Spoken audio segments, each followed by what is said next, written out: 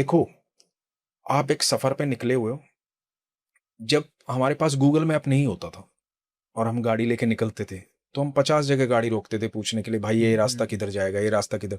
कोई सही बताता था, कोई गलत बताता था, कई बार सड़कें टूटी हुई मिलती थी, कई बार बनी हुई मिलती थी, है ना? इस तरह का। फिर गूगल मैप आ गया, तो थोड़ा आसान हो गया। अब आप किसी के भरोसे नहीं हो, आपने मैप लगाया और चल दिए गाड़ी लेकर के, है ना? आपको आपको ये भी पता लग जाएगा आप कितनी देर में पहुँच जाओगे वहाँ पर और कितने पड़ाव रास्ते में आएँगे, कितना ट्रैफ़िक है, सब कुछ आपको पता है।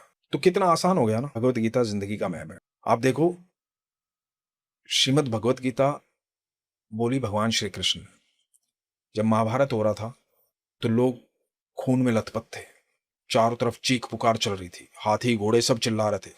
कोई अपना हाथ उठा के भाग रहा था, कोई पैर उठा के भाग रहा था, सब कट रहे थे, मर रहे थे, है ना? लहू बह रहा था। उसके बीच में खड़े होकर ऐसे माहौल में भगवान श्री कृष्ण मुस्कुरा रहे थे, क्योंकि गीता उनके भीतर थी। वही उन्होंने अर्जुन को दी, क्योंकि भीतर से वो स्थिर थे। वो इतने स्थिर थे कि बाहर के युद्ध का फर्क ही नहीं पड़ रहा था उन पे। जब आप भीतर से स्थिर होते हो ना, तो बाहर दुनिया में कुछ भी होता रहे, आप पे फर्क नहीं पड़ता।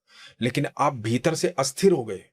यदि मान लो अभी किसी से आपका झगड़ा हो गया है, किसी ने कुछ कह दिया, आप भले ही मेरा पॉडकास्ट कर रहे हो साथ में बैठ के, लेकिन आपके माइंड में वही चलता रहेगा। आप इतने शानदार प्रश्न नहीं पूछ पाओगे, उतनी शानदार बात नहीं कर पाओगे, क्योंकि भीतर झगड़ा चल रहा है आपके, और वो भीतर के झगड़े का असर थोड़ी देर में यहां भी हो जाएगा किसी वजह से।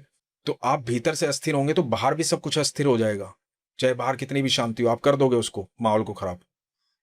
तो आप भीतर से स्थिर होना चाहते हो ना, जी। तो श्रीमद् भगवत गीता पढ़नी जरूरी है।